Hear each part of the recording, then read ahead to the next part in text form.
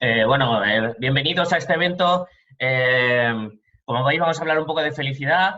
Os voy a dar paso ahora mismo a nuestro coordinador pedagógico educativo de la asociación, ¿de acuerdo? Perdón, nos voy a dar paso primero a nuestro presidente, que me ha venido arriba con la canción. No hay relojes y esas cosas. Juan nos va a hablar ahora, Juan Planes, nuestro presidente, nos va a hablar del por qué y para qué de la asociación. Cuando empezamos, qué es lo que hicimos o lo que hicieron algunos y qué es lo que estamos haciendo para que en un futuro crezcamos más y más y hagamos de este mundo un poquito más feliz, ¿vale? Juan, adelante. Gracias, chicos. Buenas tardes a todos. Gracias por estar ahí y nada, encantado de ver algunas caras que he conocido. Rafa, cuando pensó en este evento, sugirió que antes de comenzar contáramos un poco la historia de Desata, porque bueno, hemos crecido muchísimo en los últimos años y no todo el mundo conoce los orígenes. Desata formalmente nace el 1 de agosto de 2007, hacemos ahora en agosto 13 años, y bueno, hay una foto de fundadores entre las que hay dos miembros aún de la junta directiva que estaban en aquel momento, que son Gabriel Martínez, que es nuestro coordinador y que lo conocéis todos, y el vicepresidente Juanjo. Desata nace... hemos nombrado a otro Juanjo, que fue nuestro primer coordinador. Desata nace un poco de reflexiones que tuve. Yo creo que el origen nace un poco de una conversación informal con Juanjo, en el que yo le mostraba mi tristeza porque yo tenía una empresa de formación que organizaba los seminarios que conocéis, que se llamaba Revoluciona tu vida, desarrolla tu potencial, hace unos años, ahora se llama Rock Your Life.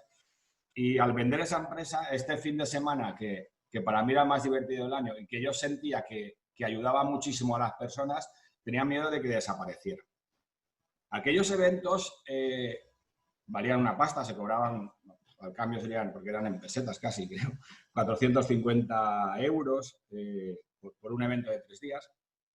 Y lo que pretendió Desata desde el principio es democratizar la formación en desarrollo personal, construcción del carácter, bienestar emocional, etc. Bueno, todo lo que solemos hacer en Desata. Entonces, lo que estaba al alcance de muy poca gente por el precio, por un motivo, y también porque llegaba normalmente a través del canal empresarial, quisimos que esto se fuera trasladando a toda la sociedad, con un foco principalmente en la gente joven, pero no solo en la gente joven.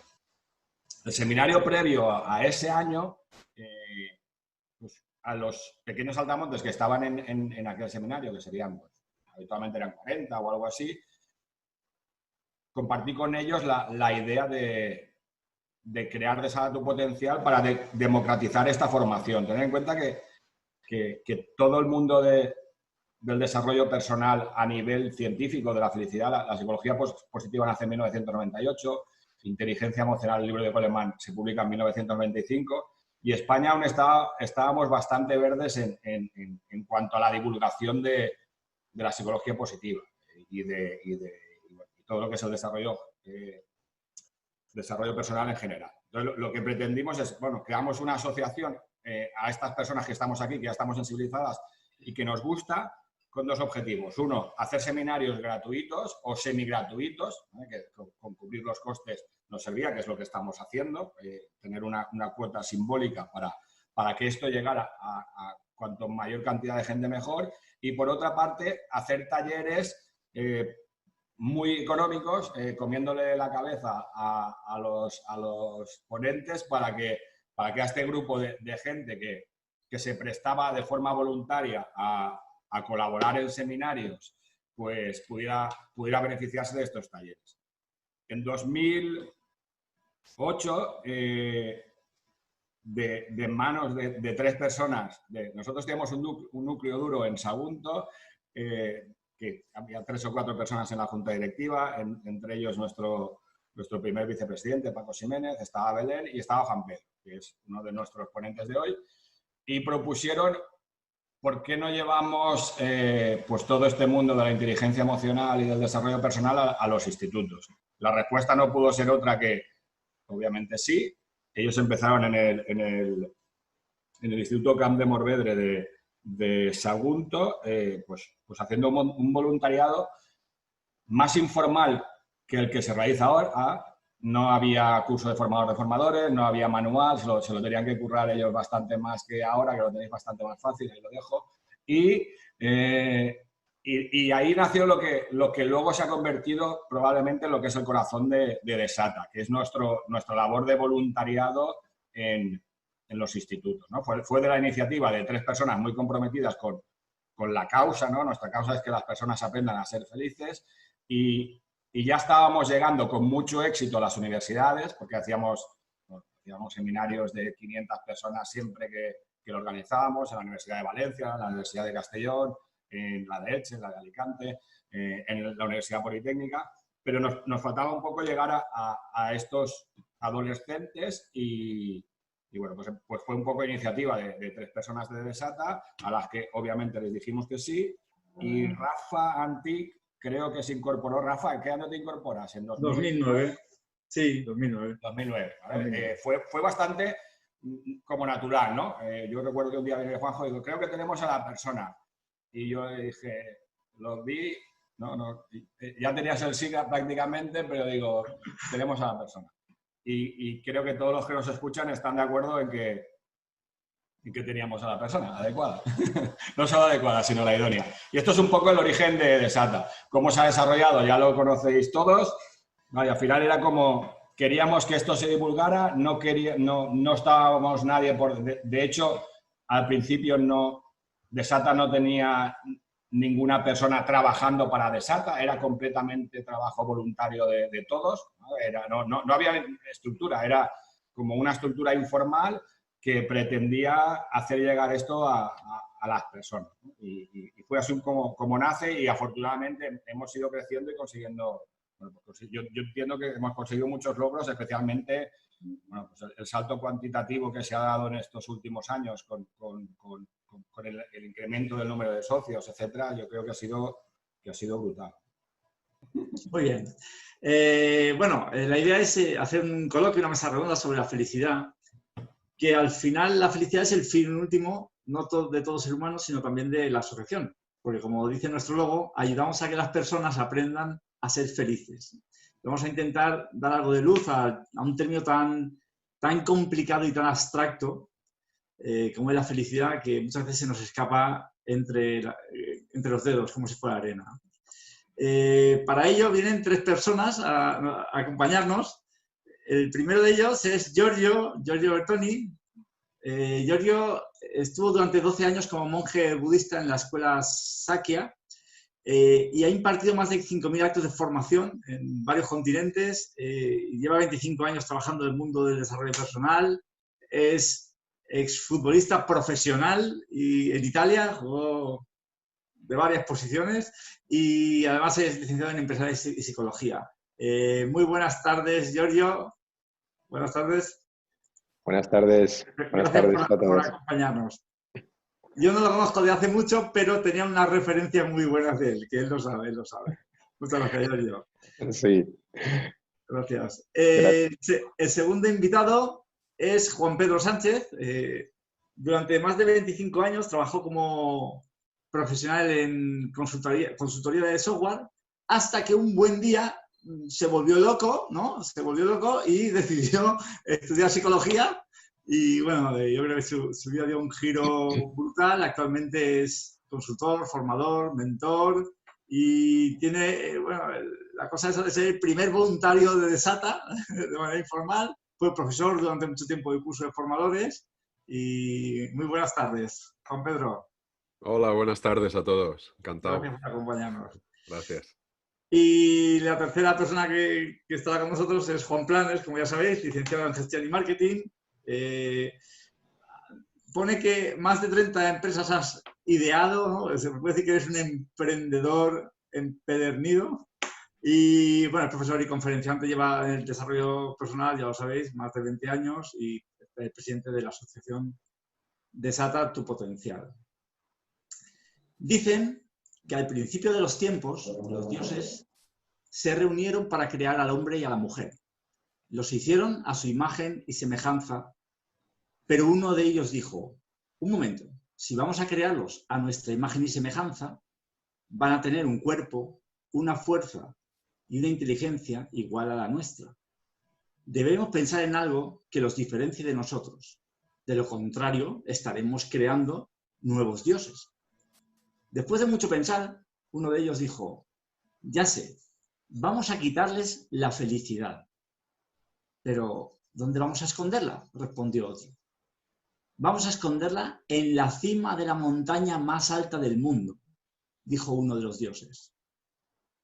No creo que sea una buena idea. Con su fuerza acabarán por encontrarla, le contestaron. Entonces, podemos esconderla en el fondo del océano, propuso otro. No, recuerda que les daremos inteligencia con la cual, tarde o temprano, construirán una máquina que pueda descender a las profundidades del océano. ¿Por qué no lo escondemos en otro planeta? Tampoco creo que sea una buena idea, porque llegará un día que desarrollen una tecnología que les permita viajar a otros planetas. Entonces conseguirán la felicidad y serán iguales que nosotros. Uno de los dioses, que había permanecido en silencio todo el tiempo y había escuchado con interés las ideas propuestas, dijo, creo saber el lugar perfecto para esconder la felicidad, donde nunca la encontrarán. Todos le miraron asombrados. ¿Dónde?, le preguntaron. La esconderemos dentro de ellos mismos. Estarán tan ocupados buscándola fuera que nunca la encontrarán. Todos estuvieron de acuerdo y desde entonces el hombre se pasa la vida buscando la felicidad sin darse cuenta que la lleva consigo. Como decía Aristóteles, la felicidad es la finalidad última de la existencia humana. ¿Pero qué es la felicidad? Giorgio, empezamos contigo, si te parece, aunque esta pregunta la voy a hacer a los tres. ¿Qué es la felicidad? ¿Cómo la definirías? Bien, bueno, desde el punto de vista budista, tenemos, digamos, dos partes de la felicidad. Hay una felicidad absoluta, que sería el poder alcanzar el desvelar todos los velos que oscurecen nuestra mente y nos impiden alcanzar ese estado feliz. Cuando quitamos todos los velos, en ese momento obtenemos eso que en los budistas llamamos iluminación o el estado plenamente realizado de una mente, donde no hay más sufrimiento, donde hay un gozo constante, una felicidad permanente. No es un estado relativo. Ese sería el objetivo final. Ese estado, yo a veces cuando preguntan la gente, imaginad cuando en algún momento habéis disfrutado de un paisaje, de una belleza natural que os ha dejado sin aliento o totalmente extasiados. Imaginar que ese éxtasis de esa visión tan bella, que se perdura en el tiempo para siempre. Es como un instante mágico, pero duradero, donde ya nada lo puede manchar. Hay otra parte que para llegar ahí sería la felicidad relativa, que es el camino para llegar a ello. Y entonces, cada vez que procedemos en ese camino y quitamos velos, oscurecimientos, impedimentos, emociones negativas, nos acercamos cada vez más a ese estado de felicidad. Y esto conlleva ya una alegría, ¿no? Porque estás en el camino de desarrollo, de llegar a ese estado, y entonces, yo digo siempre, es como tener la lente de nuestra mente llena de pegatinas que nos impiden ver nuestra verdadera naturaleza feliz, serena, en paz, llena de gozo. Y conforme quitas esas pegatinas, te permiten ver a través de ese cristal de nuestra mente ese estado con mayor claridad. Así que ya hay una alegría implícita en el camino. A veces me preguntan, ¿pero tú eres feliz? Y digo, bueno, en esa felicidad última total no estoy, pero estoy tan feliz de estar caminando hacia ella que eso ya da gozo, ¿no? Y por más que te caigas y alguna pegatina se resista un poquito, pero bueno, hay que rascar. Y ahí pues hay muchas técnicas que en el budismo la meditación es el fundamento de la técnica para ir quitando todos estos velos y desvelar la naturaleza pura de nuestra mente y llegar a ese estado.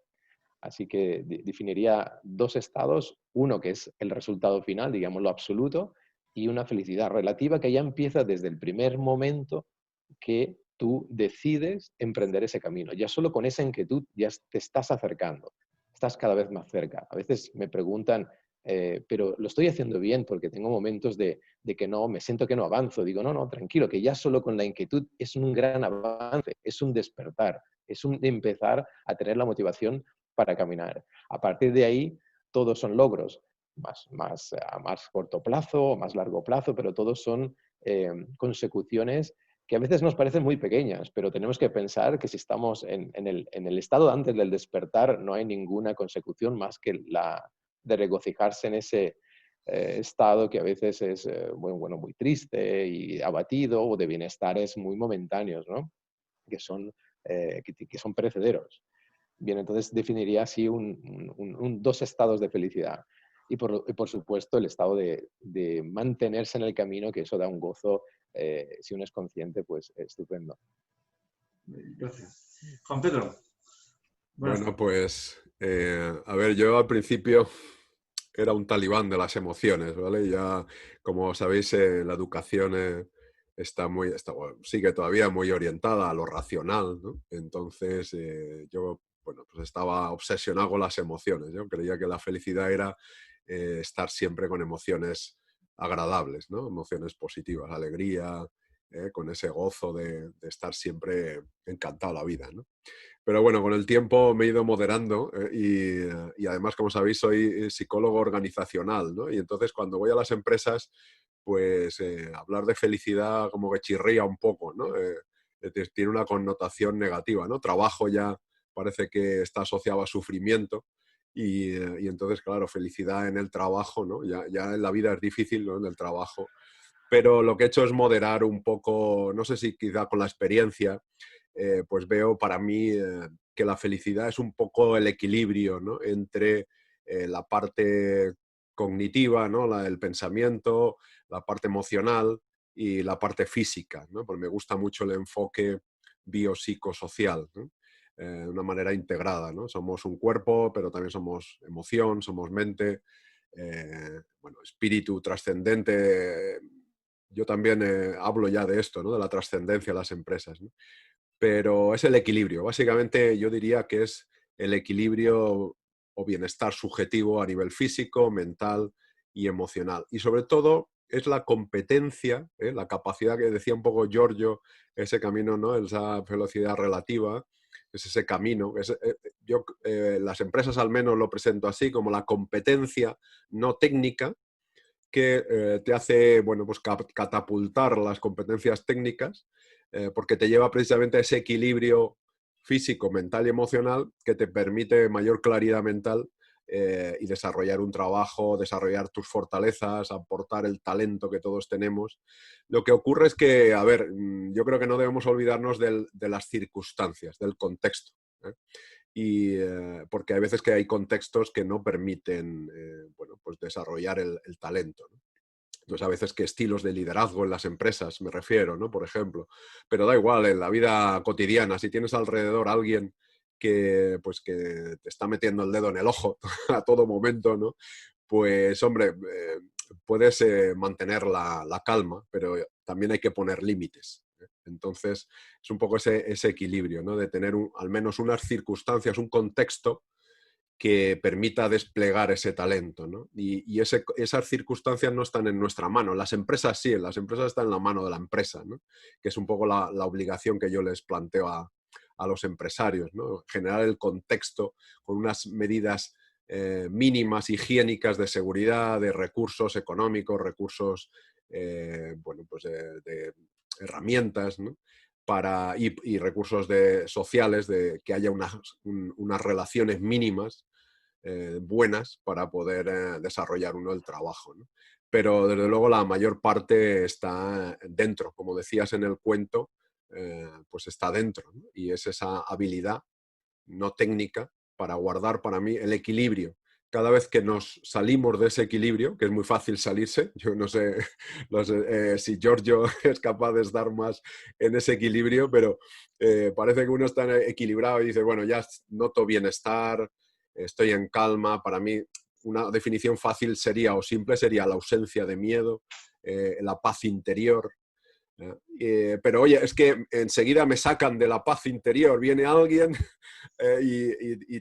oye, viene un problema, viene algo y te saca. Bueno, pues para mí sería esa habilidad no técnica de volver al equilibrio, ¿eh? O sea, me salgo de la paz interior, de la tranquilidad y vuelvo otra vez gracias a mi entrenamiento, que bueno, luego hablaremos, ¿no? Un poco de cuál sería el entrenamiento. Pero sería ese, el equilibrio, ¿eh? Y la capacidad de mantenerlo cada vez que me salgo de él. Muy bien. Juan. Yo creo que conviene definir la felicidad porque como nos sirve para centrar el tiro, ¿no? Es muy difícil que un arquero dé al centro de una diana que no ve. Entonces, para saber qué camino emprender y cuál es la meta, aquí han aparecido ideas que me parecen muy interesantes, ¿no? Como lo que han comentado Juan Pedro y Giorgio. En la felicidad se da una paradoja, ¿no? Que es a la vez camino y destino. Pocas cosas en la vida son camino y destino a la vez, y la felicidad es lo que nos mueve a emprender el camino, pero yo entiendo, y como se ha comentado, que el camino y el destino confluyen. Es cierto que puedes ir progresando y que el camino cada vez va a ser más gozoso, pero es que no hay ningún destino al que llegar, a no ser que llegues a la iluminación y por desgracia muy pocos occidentales y también muy pocos orientales van a llegar a ese estado de perfección y de liberación, la ausencia total de sufrimiento. Pues aquí ruta y meta coinciden y es una idea que me parece interesante. Y luego pues hay dos grandes dimensiones de la felicidad. Una es la que comentaba Juan Pedro de las emociones, y es decir, estar la mayor parte del tiempo bien. Lo que llamamos, en América la llaman más positive emotions, emociones positivas. A mí me gusta llamarlas más emociones agradables, y es pues estar más tiempo en emociones agradables que en emociones desagradables, que sería la dimensión hedónica de la felicidad. Y una persona que está más tiempo bien que mal, pues es una persona que es más feliz que una que no. También conviene quitarse un poco, dejar de caer en la trampa de eres feliz sí o no, porque yo entiendo que no se es feliz sí o no, sino que se es más o menos feliz. O sea, hay personas que son más felices y otras que son menos. La felicidad es como un continuo, y hay personas que a mí me gusta asemejarlo al estado de forma física de un atleta que está más fuerte que nosotros, y también al sistema inmunológico de una persona. Hay personas que tienen un sistema inmunológico más fuerte, los golpes de la vida van a venir, y hay personas que les pilla con un sistema inmunológico más fuerte que son capaces de recomponerse de esos golpes, y otros que no tienen un sistema inmunológico tan fuerte. La dimensión hedónica creo que la tenemos clara, que es cómo te sientes la mayor parte del tiempo, sumar y restar. Si fuera contabilidad, ya que soy el empresario de los tres, pues sumar y restar es estando más en la suma que en la resta. Y luego está la eudaimonia, que es la vida con significado. La eudaimonia es importante porque muchas veces sacrificamos hedonia porque consideramos que algo es más importante que estar riéndome con los amigos esta tarde, ¿no? Por ejemplo, un estudiante universitario sacrifica la alegría y el gozo y la diversión de un sábado noche porque él siente que lo que debe hacer es estudiar para darse un mejor futuro. En ese sentir que estás haciendo lo correcto, también hay una dimensión de la felicidad y un camino a recorrer, ¿no? Sería la benevolencia, por ejemplo. El hacer bien a los demás es un camino a recorrer.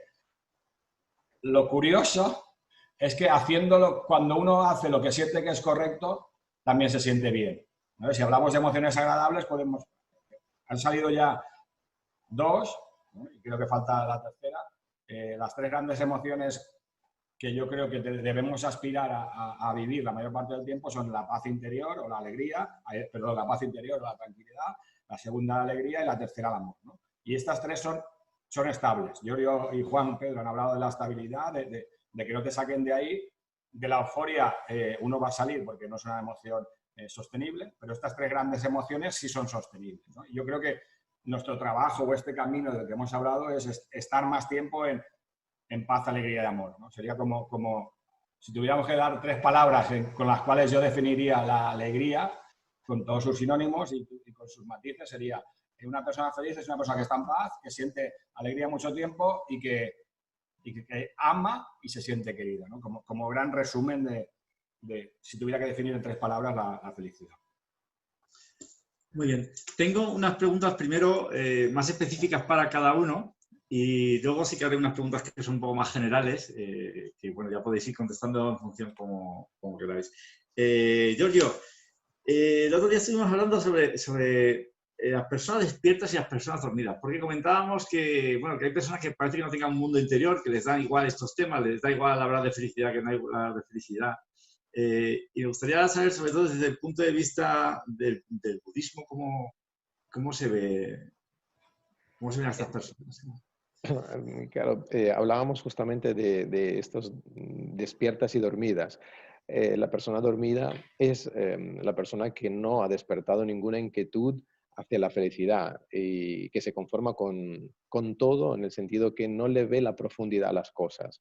Entonces, me acuerdo que una pregunta a su santidad el Dalai Lama fue, ¿y si yo ya soy feliz y no quiero más? Pues vale, perfecto, estás bien así. Evidentemente no somos conscientes aún cuando no hemos despertado la realidad de la vida, esa realidad que implica un sufrimiento.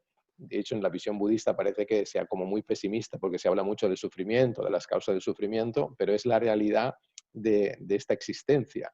Entonces, si nosotros observamos con un nivel de conciencia mayor, nos damos cuenta que esas causas de sufrimiento son innumerables, como las causas de la muerte. Entonces, quien no puede ver eso, no ha despertado a esa conciencia, con lo cual hablamos de estado dormido de la conciencia, ¿vale? No del ser, y por lo tanto no genera inquietudes para la búsqueda. Por eso decíamos que, bueno, estoy bien así, ¿no? Entonces es como un falso estado de felicidad, ¿no? En el siguiente caso, cuando despiertas esa nueva conciencia que te das cuenta, yo un día una persona que lleva tiempo meditando me decía, anda, me he dado cuenta que ahora al caminar estoy matando muchos insectos. Y de repente estaba como, ostras, sí, esto lo has hecho siempre, pero antes estabas dormida y no te dabas cuenta que al caminar estabas cargándote infinidad de vida y abanderabas que estabas a favor de la vida, pero sin embargo, pues ibas pisando por ahí sin ser consciente.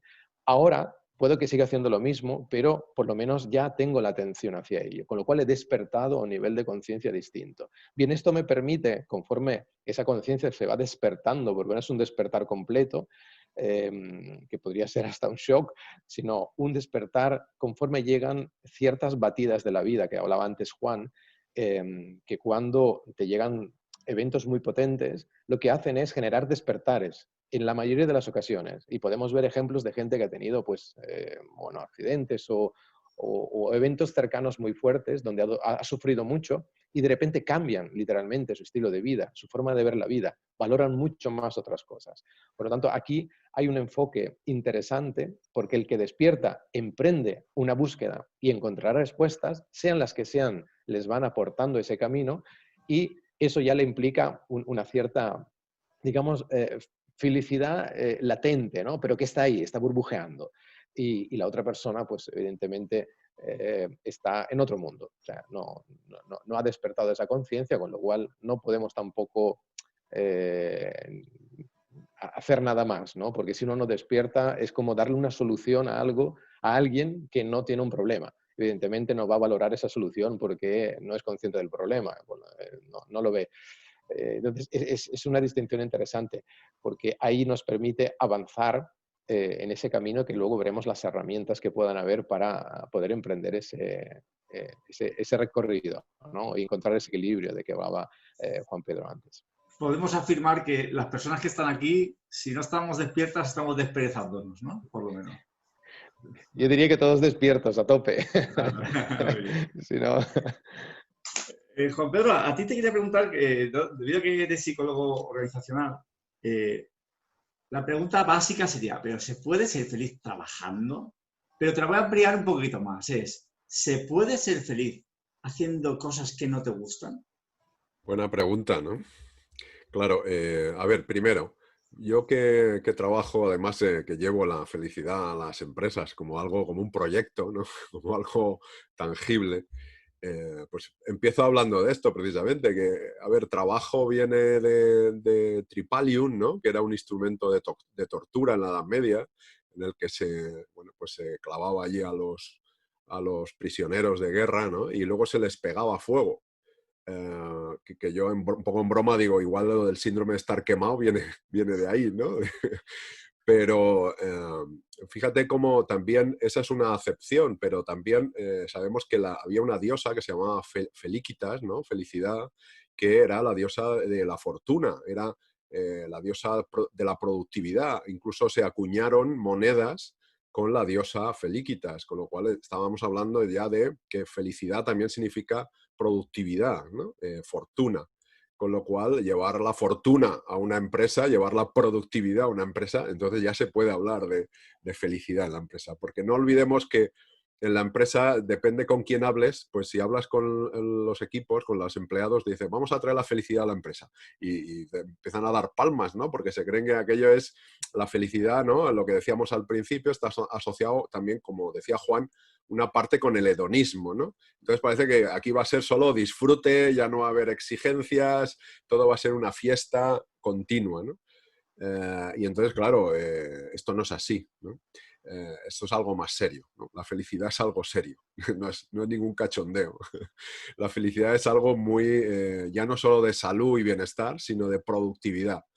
Sabemos ahora, además, que el éxito viene dado por la felicidad y no al revés. Entonces, cuando hablamos ya de productividad, pues claro que se puede llevar la felicidad a la empresa. Precisamente la empresa va a ser más productiva, más competitiva, ¿no? Aunque hablamos, desde la psicología hablamos de bienestar subjetivo, ¿eh? Vamos eliminando la palabra felicidad porque, bueno, pues hay empresas en las que no se puede hablar de felicidad, ¿eh? Hablamos de bienestar subjetivo. Y luego se puede ser feliz con algo con lo que no se disfruta, ¿no? Decías en un trabajo que no te gusta, ¿no? Pues no, si no te gusta tu trabajo, ¿qué haces ahí? Porque si no te gusta, no vas a ser productivo, no vas a dar el máximo, no vas a disfrutar, ¿no? Claro, y dices, bueno, pero es que tengo que pagar facturas, ¿no? Y bueno, esto es una excusa muy buena, ¿no?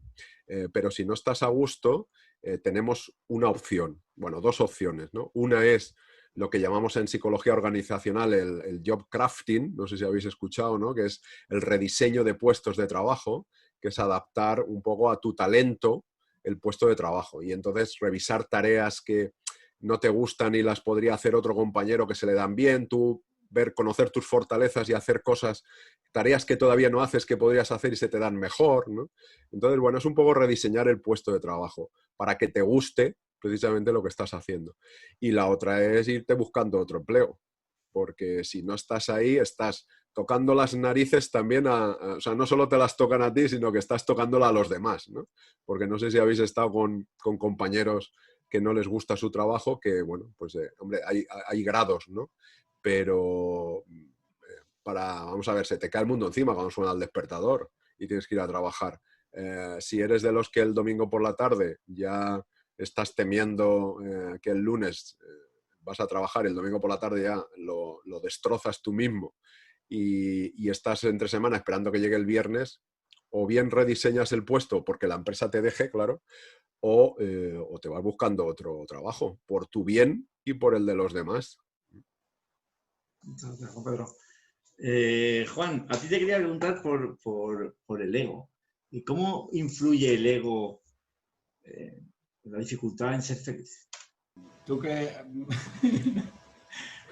eres veterano en los seminarios, antes decía, el ego es ese fill de puta, ¿no? Es ese hijo puta que tenemos dentro que nos complica la vida. No todo en el ego es malo, porque a veces nos lleva a ser más ambiciosos y uno de los pilares de la felicidad también es el logro. Y hacemos cosas interesantes por ego, pero la mayoría de las actitudes que adoptamos y de caminos que emprendemos, debido a que tenemos una cosa llamada ego, no suelen reportar muchos beneficios. Entre ellos, para las relaciones. La gente con ego suele llevarse peor con la gente que no tiene ego.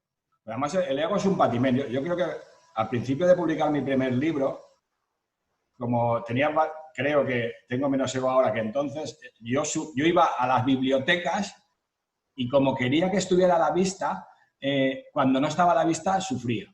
Pero sufría que les decía a los amigos, coño, aquí no tienen el libro ir, aunque no lo compréis, ir y pedirlo para que mi libro, porque hablaba mi ego, mi libro tiene que estar en esa biblioteca. Y cuando estaba escondidito, yo lo cogía y lo subía, ¿no? Lo ponía en la primera fila porque, digo, aparte de ánimo comercial que tenía para que se vendiera, era porque mi ego quería que... Entonces, una persona con ego tiende a sufrir mucho más porque quiere ser más grande. Entonces, al final uno...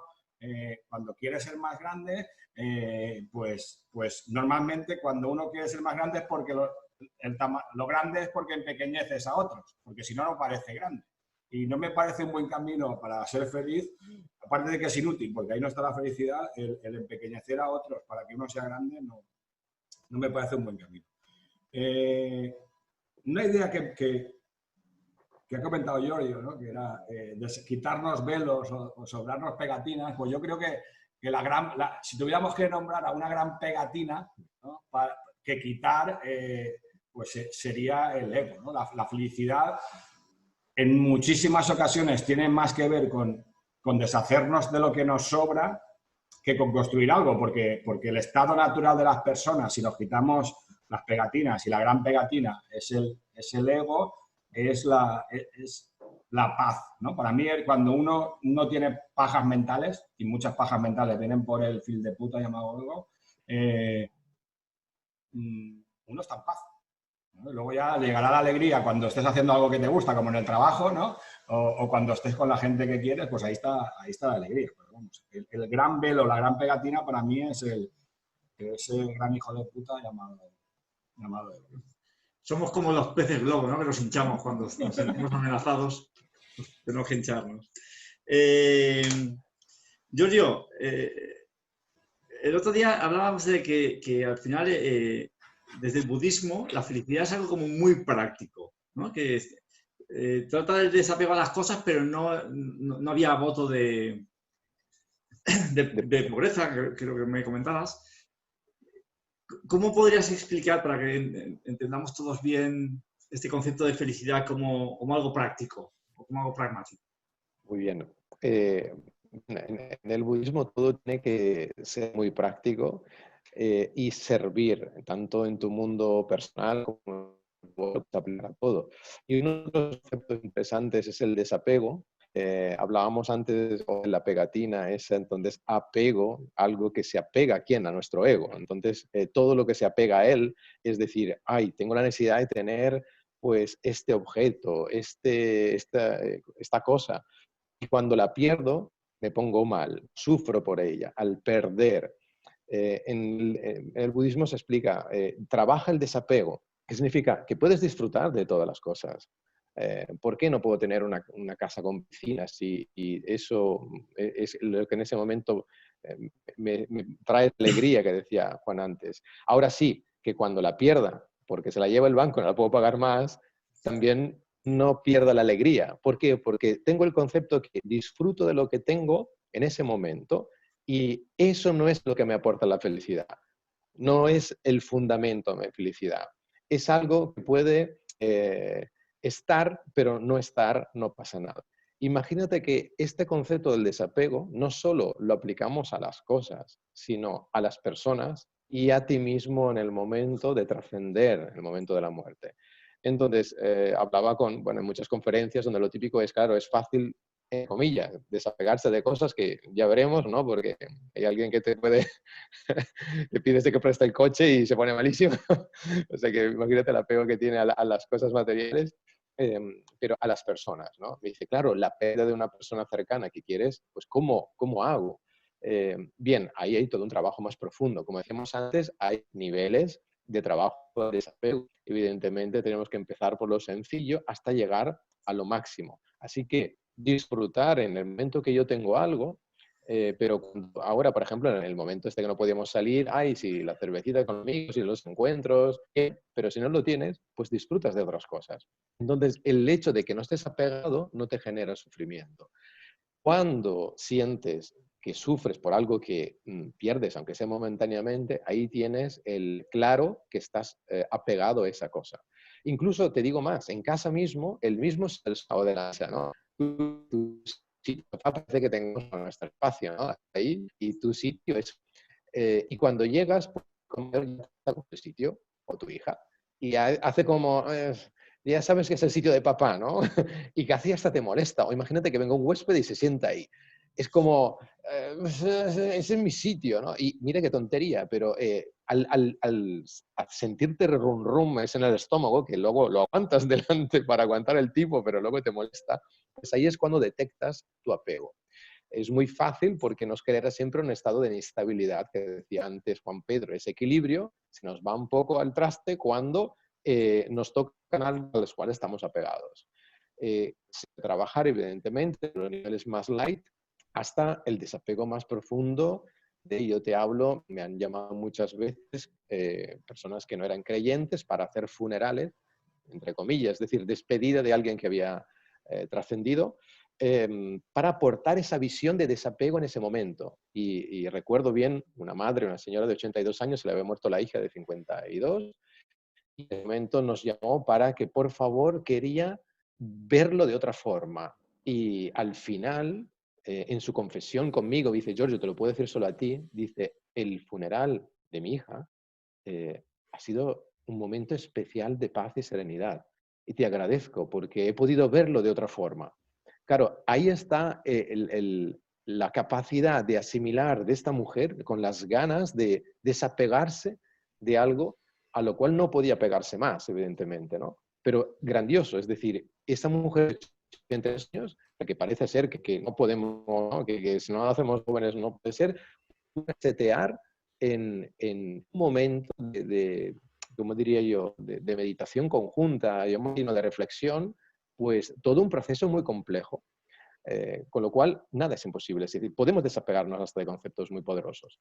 Así que el apego, como decía Juan, ese apego al ego, o sea, es todo lo que lee pegatina, él también trae otras pegatinas. Y cada una nos hace sufrir porque nos resistimos o pensamos que eso nos aporta una felicidad inconmensurable. Entonces ahí es cuando nos aferramos a un montón de cosas que realmente no lo tienen, ese valor. Gracias, Giorgio. Juan Pedro, a ti te quería preguntar por el humor, porque yo sé que tú eres una persona que tiene mucho sentido del humor y me gustaría que nos dieras una visión de cómo el humor puede influir en nuestra felicidad o en nuestra vida. Fíjate, paradójicamente me dicen que transmito una imagen de mucha seriedad y luego, claro, luego se llevan un chasco, ¿no? Porque engañas. pues gasto bromas y utilizo el humor hasta cierto punto, porque voy, dependiendo de dónde estoy, pues y la empresa pues llegó a un punto máximo, llegó a, bueno, yo he estado en alguna multinacional con los directivos de España y Portugal, con su CEO ahí a la cabeza, y nos hemos puesto al final una nariz de payaso. O sea que sí que se puede llegar, se puede llegar. Lo que pasa es que hay que tener, bueno, pues tiene que ser un sentido del humor inteligente, fino, que no sea, pues que no raye en la burla, ¿no? Al final, porque lo de reírse, al final hay que reírse de uno mismo, ¿no? O sea, lo que utilizo es que nos riamos de nosotros mismos, ¿no? Las empresas, el sentido del humor, que a mí me gusta también jugar con las palabras, ¿no? Y del humor sentido, que es sentir el humor, es los fluidos, ¿no? El humor, ¿sabes? Los humores de Hipócrates, era pues el sentir ese fluido, ¿no? Esos líquidos internos, ¿no? Que llevan a... Bueno, pues es muy potente el humor porque relativiza los problemas, ¿vale? Entonces lo utilizo para esto. Cuando la gente se pone muy tensa y dicen, pero es que tenemos un cliente que es muy pesado y llama a todas horas y nos toca las narices, y yo he llegado a escuchar en alguna empresa de que qué bien se trabaja aquí si no fuera por los clientes, ¿no? Y bueno, pero es que los clientes son los que dan sentido a la empresa, ¿no? Y entonces, bueno, pues utilizamos el humor en ese sentido, ¿no? En relativizar un poco el reírnos de nosotros mismos. Sobre todo yo utilizo mucho, fíjate, a mí me sirve mucho utilizar lo que sabemos o algo de lo que sabemos de neurociencia, de cómo funciona el cerebro, para explicar a la gente que lo que ve no es lo que ve, sino lo que construye su cerebro. lo que vemos no es lo que vemos, sino lo que construye el cerebro. Entonces, en las empresas esto supone un choque a veces tremendo, ¿no? Porque ya no nos podemos cabrear tanto, porque lo que estamos viendo lo estamos construyendo nosotros. O sea, ese tío imbécil que me parece un tocapelotas, lo estás construyendo tú en tu cabeza. El que llame 10 veces es un hecho que no tiene por qué generarte ningún cabreo.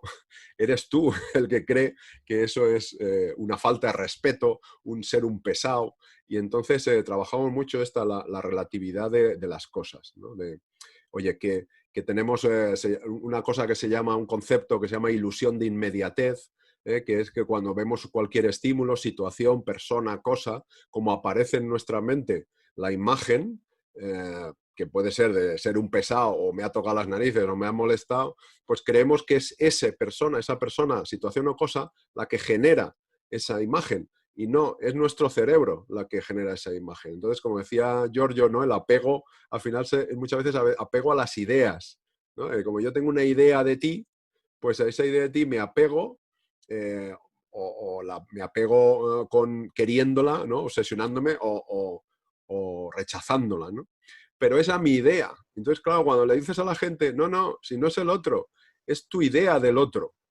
Entonces ya, bueno, pues a veces las risas se paran un poco, pero ya hay que mirar para adentro, ¿eh? Porque entonces la risa es contigo. Es decir, a ver, si resulta de que lo que me estoy cabreando es de lo que está apareciendo en mi mente sobre lo que yo estoy pensando acerca del otro. Dice, ya, pero es que me está metiendo el dedo en el ojo. Y bueno, pues dile que no te meta el dedo en el ojo, pero lo que te fastidia de ese sufrimiento secundario, del meterte el dedo en el ojo, como decía Giorgio, se han sentado en tu sillón, esto ya es tuyo, no es de otro. Y entonces es una risa que te estés cabreando, porque fíjate hasta qué punto de ridiculez podemos llegar los seres humanos de generar guerras por ideas que solo están en nuestra cabeza, que no son realidad, que son rollos mentales que nos metemos nosotros, historias, ahora como en inglés parece todo más glamuroso, ¿no? Más storytelling, ¿no? Entonces yo digo, ¿cuál es tu auto-storytelling? ¿Qué te estás contando? Porque, bueno, si vendes el proyecto en inglés es más caro, ¿eh? O sea, el contar historias son 1.000 euros, storytelling son 3.000, ¿sabes?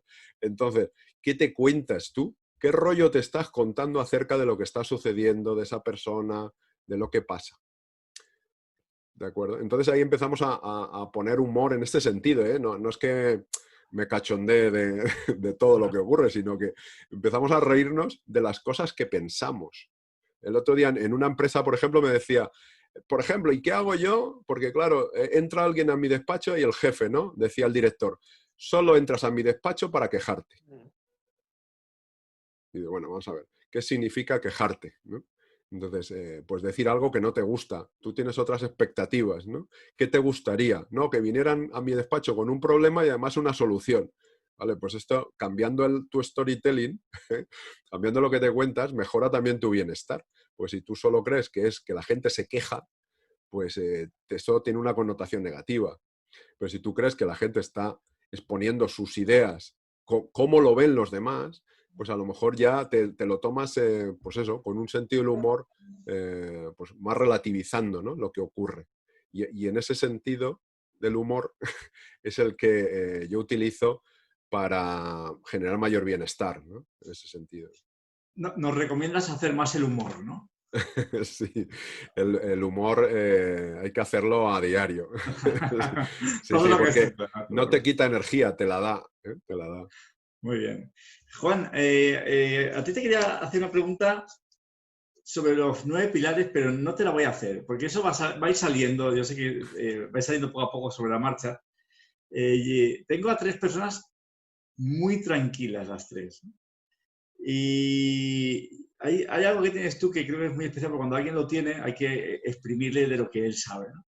Y yo quería preguntarte cómo puedes llevar a veces las cargas de trabajo que has llevado, las empresas que has montado, ¿verdad?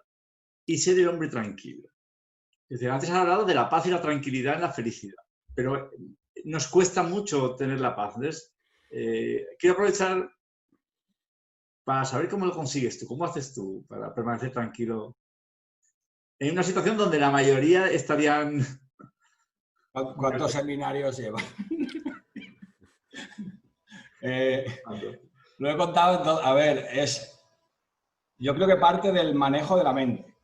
Yo no he sido para nada el hombre tranquilo y los más veteranos lo sabéis, que lo cuento siempre en los seminarios, que tenía jaquecas, tenía diarreas, era un patidor, un nervioset, durante muchos años, muchos, me he levantado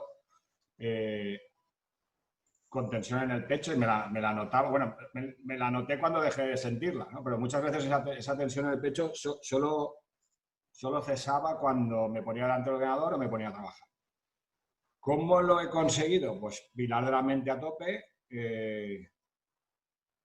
Pues lo típico, si no depende de mí, no puedo hacer nada, me lo quito.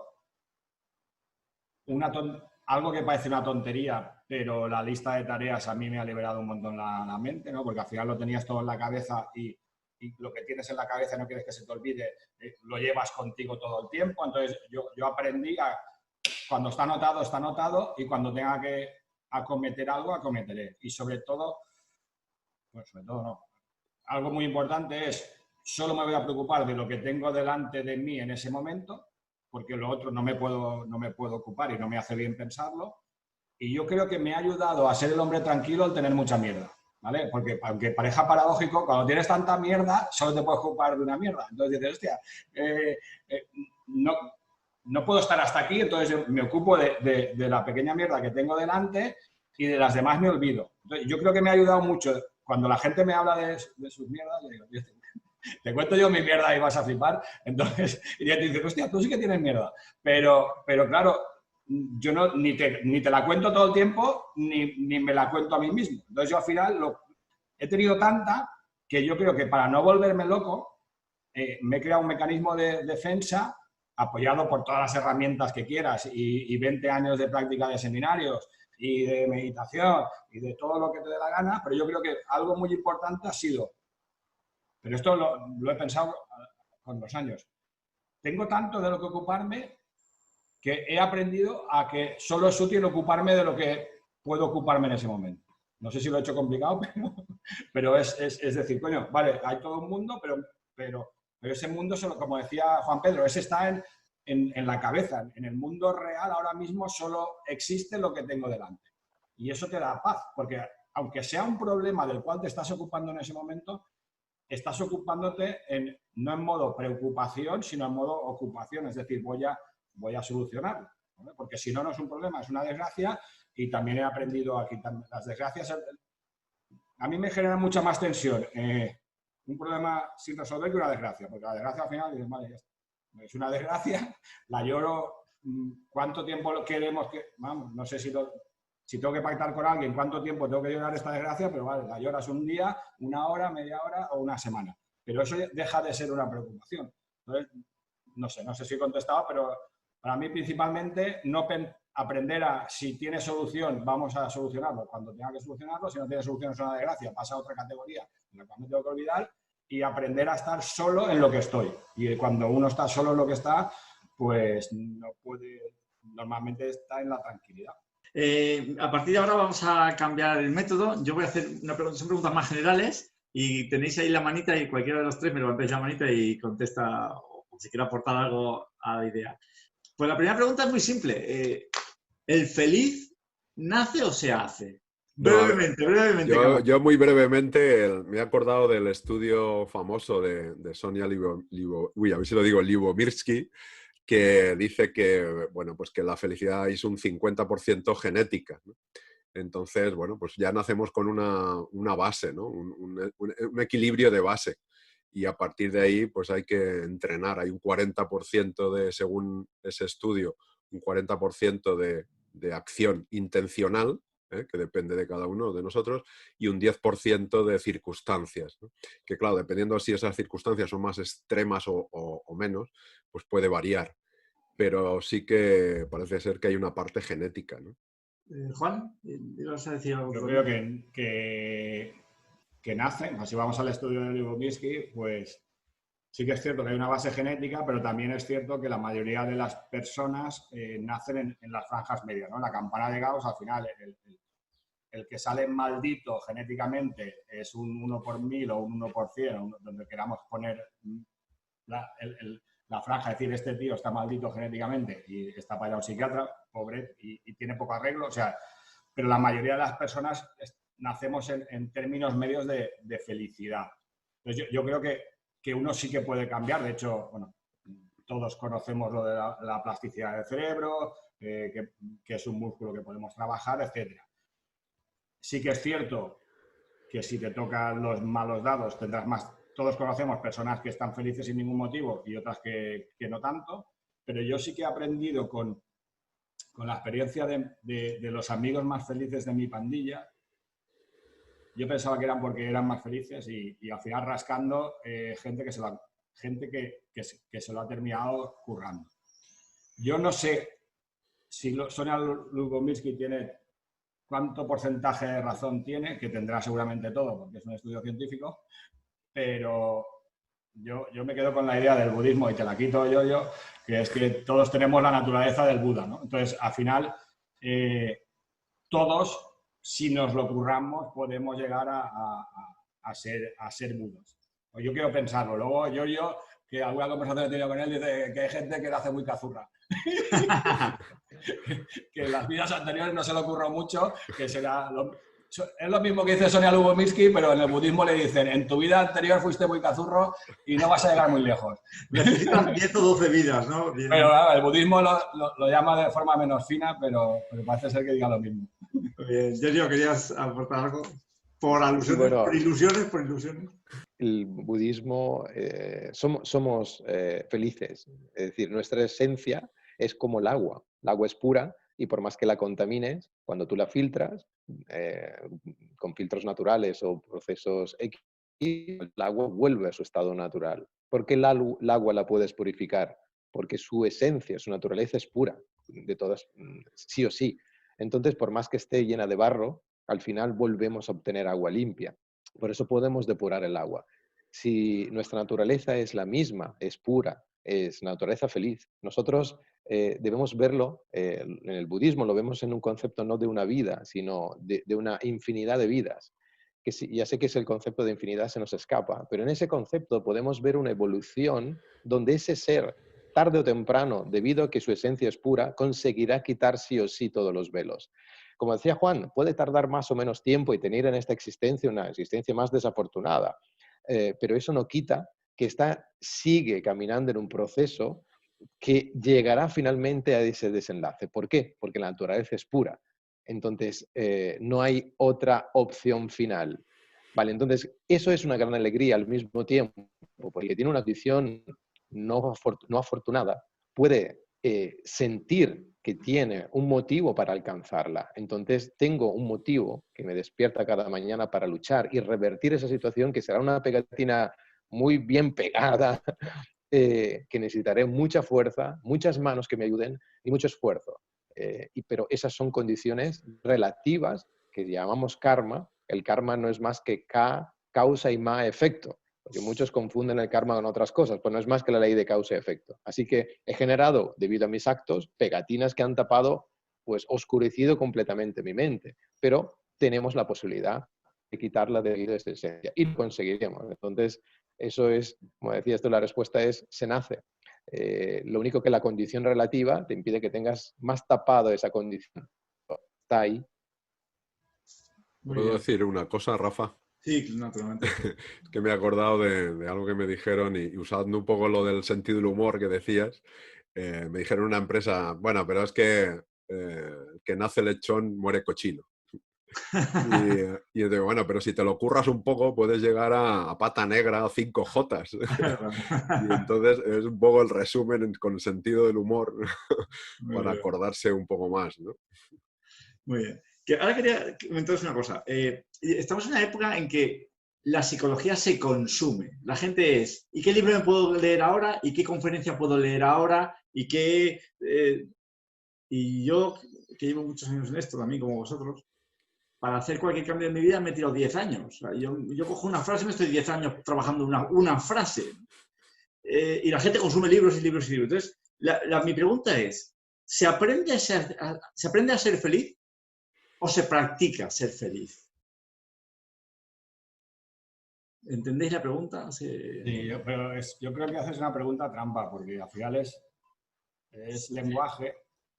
¿Y cuál es la diferencia entre aprender y practicar? Porque normalmente cuando uno practica más, aprende más. Entonces yo creo que es un poco un concepto mental de si aprende o se practica. Si tuviera que elegir una, diría que se practica, pero yo creo que con la práctica del tenis uno se hace mejor tenista y podrías decir que aprendes a ser el mejor tenista. Pero no leyendo libros de tenis. A ver, leyendo libros, llevo 21 o 22 años desde que empecé en este mundo del desarrollo personal y me pasa como a ti, que 10 años, ¿no? Nos han contado que esto lo ponen los libros. En 21 días cambias un hábito. Yo creo que el que se lo quiera creer, que está bien creérselo, ¿no? Pero coño, que me ha costado 18... Yo no sé qué fue, hace 3 seminarios, digo, yo creo que por primera vez en 18 años que estoy en esto, puedo decir que estoy caminando firmemente en los 9 pilares de la felicidad. Y llevo 40 seminarios, porque claro, yo los he hecho todos. Y los escribo y los reflexiono y no sé cuántos. Y hay veces que entro, yo me enganché mucho a la meditación, pues cuando la descubrí, y a la que me di cuenta estaba desenganchado. Y digo, pero ¿por qué me desengancho de algo que me hace tanto bien? Pues mis mierdas, ¿no? Las mierdas serían muy gordas en su momento y dejas de practicar o de aprender. Entonces ya he hablado mucho. Sí, yo creo que es verdad que necesitamos, o sea, yo creo que por este arrastre que tenemos, ¿no? De lo racional, queremos saber mucho, ¿no? Siempre, pues otro libro, otro seminario, otro curso, otro máster, ¿no?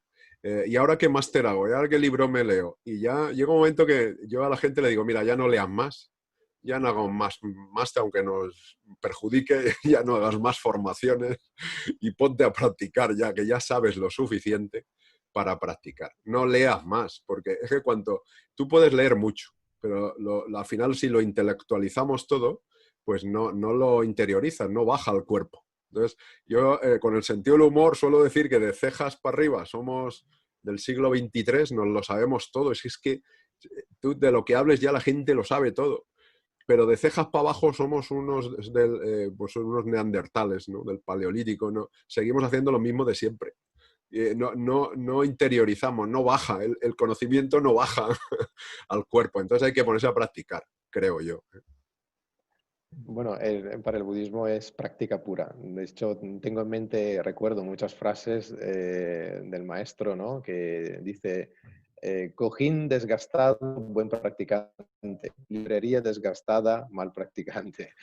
¿Por qué? Porque tenemos esa tendencia mental de quiero más, quiero más. Os cuento una anécdota. Estaba de asistente de un lama y iba a dar pues una de las muchas enseñanzas a las que, claro, estando como asistente, pues te las comes todas sí o sí. Entonces, cuando dice finalmente el título de la enseñanza que va a dar, se me ocurre claro, en esa idea brillante digo, otra vez, ¿no? En la enseñanza tal.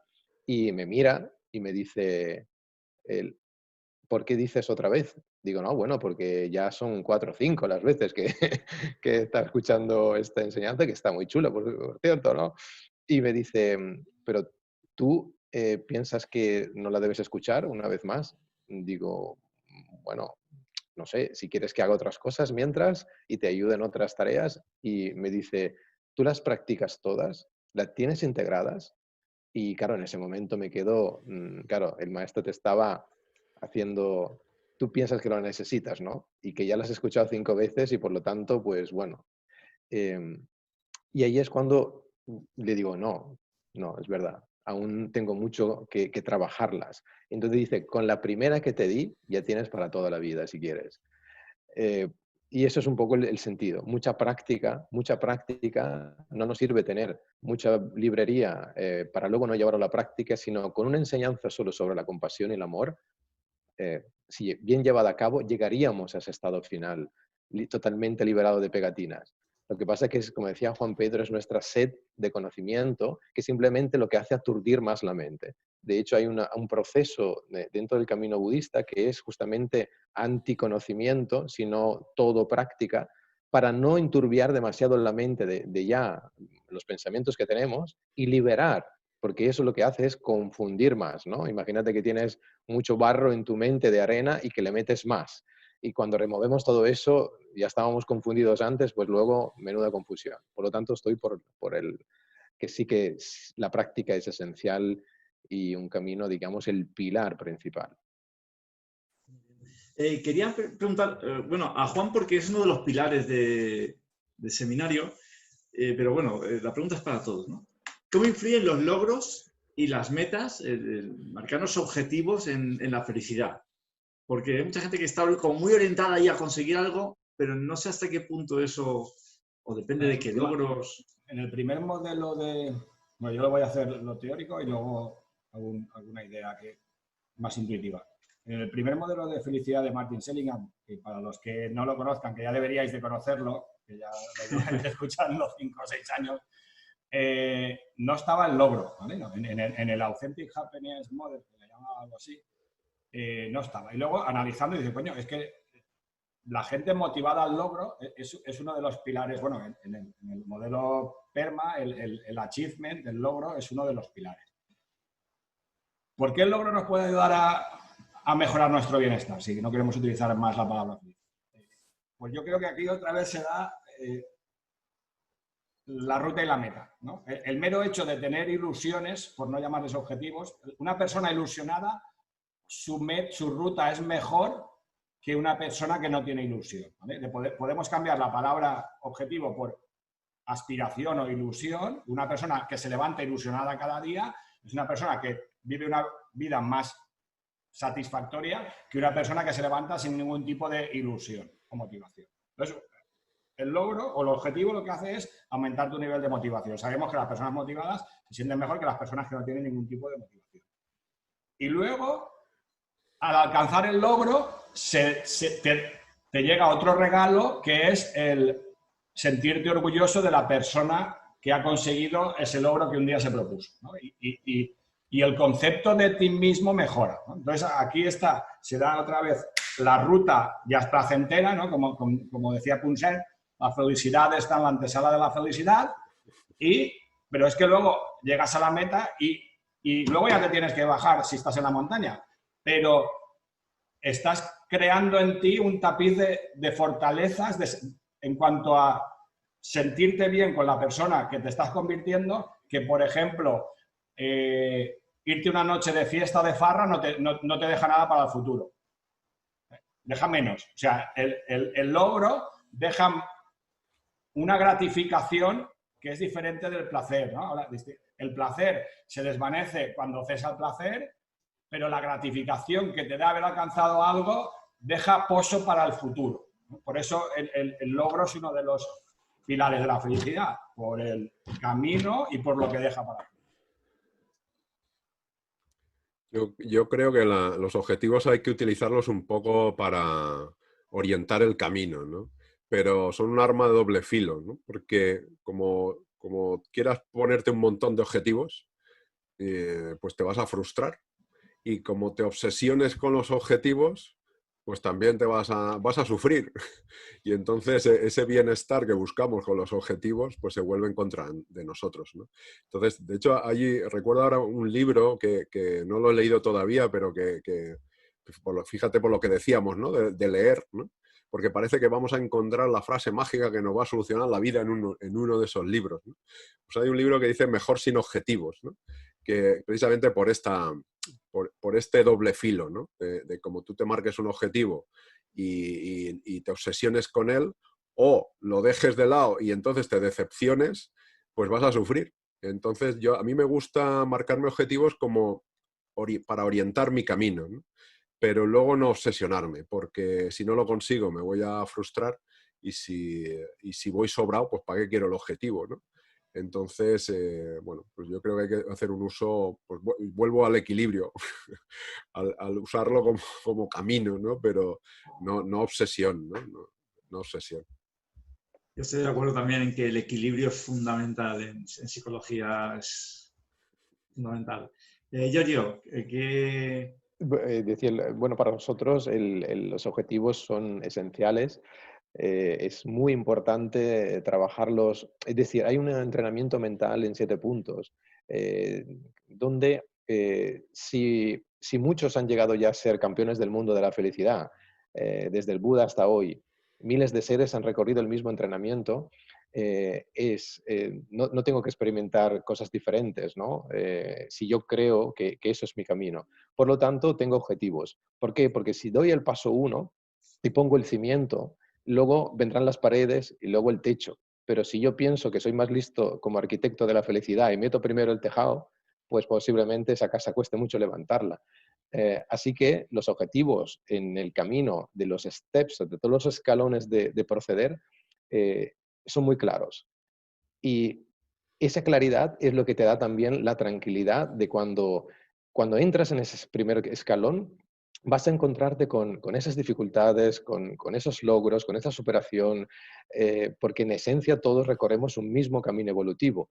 No hay diferencia entre los seres. Podemos ser más torpes o más alegres o más rápidos, pero vamos a pasar por los mismos procedimientos y procesos internos. Con lo cual, qué mejor que tener esa referencia, porque el mundo interno de la felicidad es realmente amplio y muy vasto. Entonces podemos perdernos rápidamente. Así que esencial tener esos puntos de referencia. Es como subir una gran montaña. Si vas solo igual, te pierdes, pero si vas con un guía experimentado, es mucho más probable que llegues a la cima, ¿no? Y que puedas volver. Decía un escritor que se llama Apollinaire que de vez en cuando es bueno detener la búsqueda de la felicidad y ser feliz y empezar a ser feliz, ¿no? Está muy relacionado con el término fluir. Es verdad que a veces estamos tan pendientes de si somos felices o no tan pendientes que no sé hasta qué punto si llegamos a fluir y disfrutar la felicidad. ¿Esto cómo creéis que se debería hacer? ¿O no fluimos y seguimos insistiendo en ello? ¿Qué creéis que es mejor? Yo entiendo fluir como aceptar y soltar, ¿no? Aceptar lo que viene, ¿no? Esa frase de lo que viene conviene, pues tenerla presente, ¿no? Es aceptar porque lo que es, ¿no? El que inventó el sufrimiento fue el primero que dijo no puede ser algo que estaba siendo, ¿no? Pues si está siendo, como hay gente que dice esto es insoportable, pues ¿cómo va a ser insoportable si lo estás soportando? ¿No? Entonces, si es aceptar y soltar en ese sentido de no forzar, ¿no? Las cosas, ¿no? Si al final, si tú tratas, además es muy fácil, por lo menos yo lo he experimentado así, cuando tú tratas de forzar las cosas y no salen bien, como tú quieres, es que no tienes que forzar, deja de hacer eso, ¿no? Entonces suelta. Y a mí me gusta mucho la metáfora esta de meditar con las manos abiertas, ¿no? Las palmas de las manos hacia arriba, abiertas, ¿no? Que es la metáfora de aceptar y soltar, de recibir y dar, ¿no? Pero con las manos abiertas, sin sujetar nada, sin intentar agarrar ni aferrarte. Entonces, para mí fluir es eso, viene lo que viene, hago lo que tenga que hacer con ello y lo suelto y bueno, y por el camino me iré adaptando, ¿no? Iré contestando a lo que suceda, pero aferrarme, empujar, estirar, forzar, esto para mí es sinónimo de sufrimiento y así lo he experimentado, ¿eh?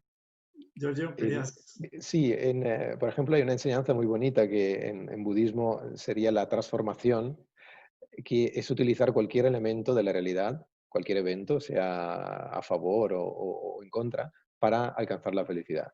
Así que diría que ese fluir sería en budismo el camino de la transformación, que es el camino más elevado. Es cuando las personas no solo practican cuando meditan, sino fuera de esa meditación hay un recorrido que es cuando te alcanza algo que es desagradable y perturbador, tú puedas rápidamente tener las herramientas que has practicado en tu meditación para transformar aquello en algo a favor, no en contra. Por lo tanto, cualquier evento que ocurra en tu vida, cualquier minuto, sea del día o de la noche, cuando duermas, todo, incluso cuando vas al baño, puedes transformarlo en algo que aporte a tu camino. No solo cuando practicas, que parece que la práctica es la meditación. No, señor. O sea, esa es una pequeña herramienta. Bueno, es una herramienta, o la herramienta, perdón, pero para ayudar a que todo el resto pueda ser transformado y que pueda sumar.